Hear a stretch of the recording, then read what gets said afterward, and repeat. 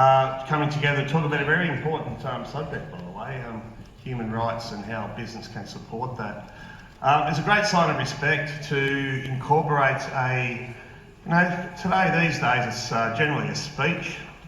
Traditionally, it's a ceremonial process under what I call Bunjil's Law, which allowed people to feel culturally safe on our land to conduct their business, and to incorporate a welcome to country ceremonial speech when people gather on our land today. It's very respectful, and keep that in mind because it's really a real key to feeling truly welcome to this land, which I'll express towards the end. But we're talking about culture. Culture comes in many different ways, but the real basis of culture to me is language. The language spoken on this land for tens of thousands of years is called Woiwurrung. I'd like to share a little with you as part of the beginning of the welcome, I guess. So, Wamidjika, Gabamala Mungil, Banabun Yalambu, Warranjeri Malak, Nirana Bill Nicholson. Wamidjika, or Wamanjika, some people say, is a very interesting word. It's not just a broad welcome to people. It's welcome for a reason and purpose, and the understanding of respect to both country, community, and culture is a key part of feeling truly welcome under that language name.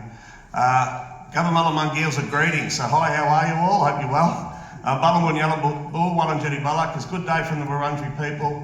I'm very fortunate to stand here as an elder in my community. I was sort of fast-tracked a little bit by my father because my people's story is not an easy story to find. This colonial impact, now called Melbourne, or traditionally generally called Naarm in our language, tried very hard to not just eradicate my ancestors, but eradicate their stories and their history. I was lucky enough to find it, and I earned that right to call myself an elder in my community. I got that from my older peers, who don't generally just hand it over, by the way. You've really got to earn it. And I thank all my elders, both past and present, for their strength, their resilience, and and the identity that they've given me, and the pride that they've given me within that identity. Talking about some of those elders, a man named Simon Wonga. For any locals here, Wonga Park, and I know there's some international guests, it's about 40 k's that way, up the river.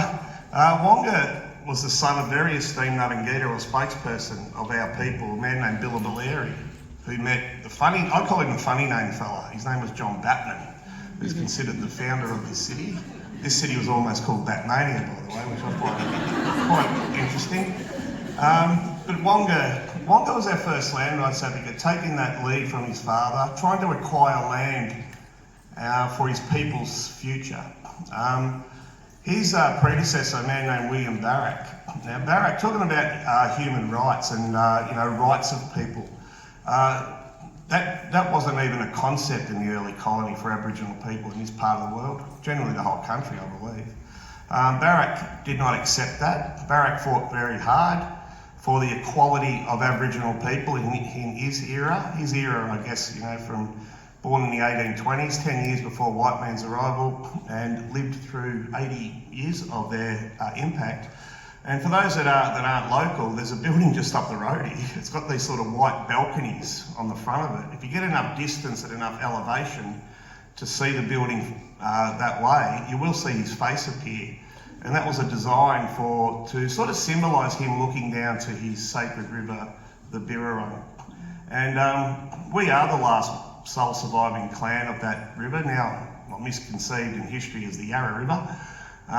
But that particular statement there, I always feel a little bit sort of sad when I say it, because it means there was others.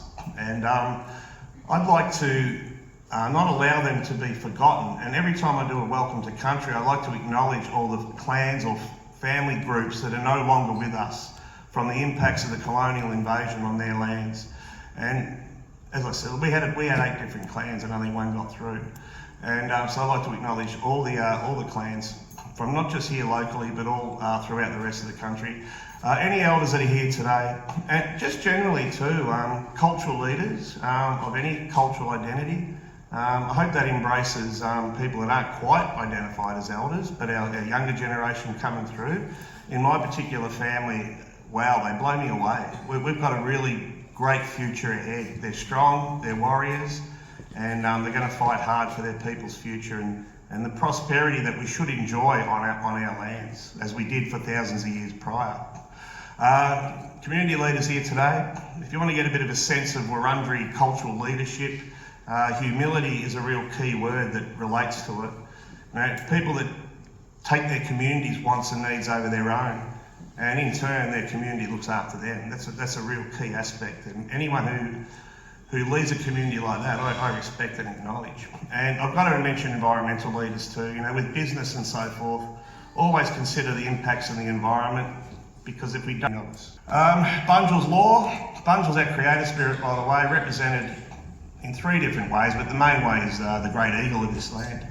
That law relates to caring for country, caring for one another, and I always encourage people, if you want to feel truly welcome to this land under Bunjil's law, try your very best to do those 2 things.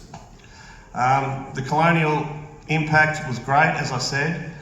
Victoria is very progressive in this country, by the way, well, what is now known as Victoria. We're going through a treaty at the moment, and any business leaders that might be in the room here today, keep an eye on it, because we'll be looking to engage with business around Aboriginal self-determination, which is a continuance of what Barak and the elders past were trying to achieve. So, you know, we've had a lot of hard work behind it, and I don't think it's too far away.